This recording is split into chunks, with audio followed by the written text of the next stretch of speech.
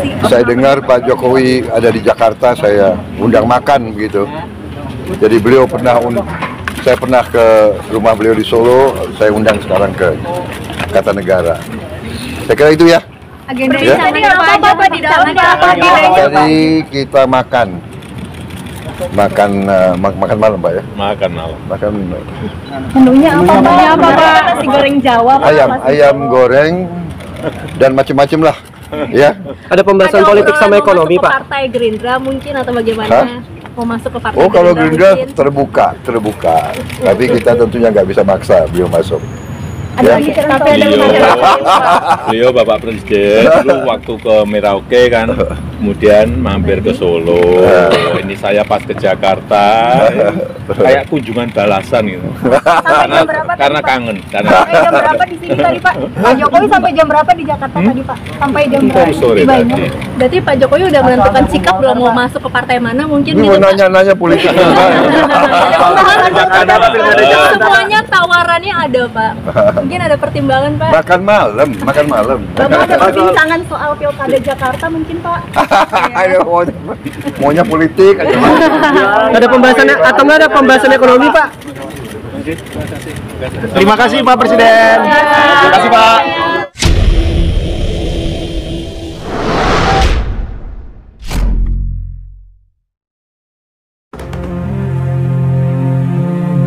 Setelah pemilu 2024 yang berlangsung sengit, Indonesia memasuki babak baru kepemimpinan. Prabowo Subianto kini resmi menjabat sebagai Presiden Republik Indonesia, menggantikan Joko Widodo yang telah memimpin selama 2 periode. Namun, transisi kekuasaan ini membawa pertanyaan besar, sejauh mana peran mantan Presiden Jokowi dalam pemerintahan Prabowo? Apakah Prabowo akan mengekor dan mengikuti arah Jokowi? Atau justru mengambil jalannya sendiri? Di video ini, kita akan membahas bagaimana keduanya memiliki visi dan pendekatan yang sangat berbeda dalam menjalankan pemerintahan. Politik dinasti dan campur tangan kekuasaan. Jokowi dikenal sebagai sosok yang mendukung keluarganya untuk terjun ke panggung politik. Putranya Gibran Rakabuming Raka bahkan menjadi pendamping Prabowo sebagai wakil presiden. Namun, perjalanan ini bukan tanpa kontroversi. Jokowi dituding cawe-cawe dalam proses pencalonan Gibran, termasuk mendorong perubahan regulasi yang memuluskan jalannya. Di sisi lain, Presiden Prabowo justru menunjukkan sikap berbeda. Dalam berbagai kesempatan, ia menegaskan bahwa kekuasaan tidak boleh didominasi oleh kelompok tertentu. Prabowo ingin menjaga jarak dari intervensi politik keluarga yang bisa mengancam independensi pemerintahannya. Hubungan luar negeri. Selama menjabat, Jokowi fokus membangun hubungan ekonomi dengan negara-negara Asia, terutama China. Proyek Belt and Road Initiative menjadi salah satu kebanggaan pemerintahan Jokowi. Namun, kebijakan ini sering dikritik karena dianggap menambah ketergantungan Indonesia pada investasi asing. Prabowo di sisi lain, tampak lebih condong pada diversifikasi hubungan luar negeri. Dalam beberapa bulan pertama pemerintahannya, ia mempererat hubungan dengan Amerika Serikat dan Uni Eropa, selain tetap menjaga hubungan baik dengan China. Ini menunjukkan strategi yang lebih seimbang dalam geopolitik. Pembangunan dan kelanjutan IKN. Jokowi dikenal dengan proyek ambisiusnya, termasuk pembangunan ibu kota negara di Kalimantan Timur. Namun, setelah dilantik, Prabowo mengkaji ulang proyek tersebut. Meski mendukung pembangunan IKN, Prabowo menggeser prioritasnya pada efisiensi anggaran dan manfaat jangka panjang bagi rakyat. Perbedaan ini mencerminkan gaya kepemimpinan mereka. Jokowi lebih fokus pada pencapaian fisik, sementara Prabowo lebih mengutamakan keberlanjutan dan efektivitas.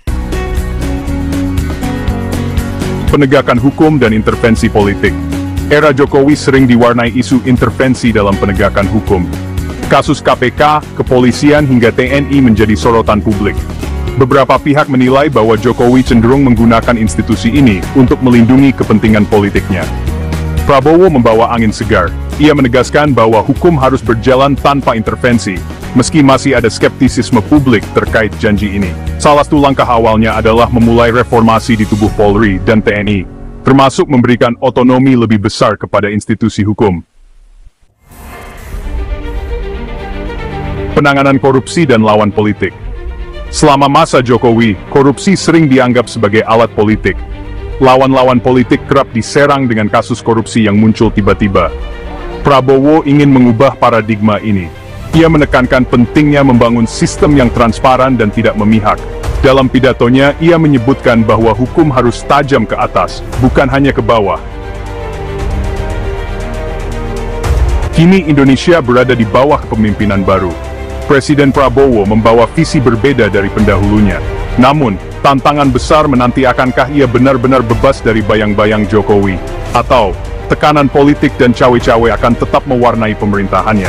Hanya waktu yang bisa menjawab. Yang pasti, rakyat Indonesia berharap pada kepemimpinan yang adil, kuat, dan mandiri.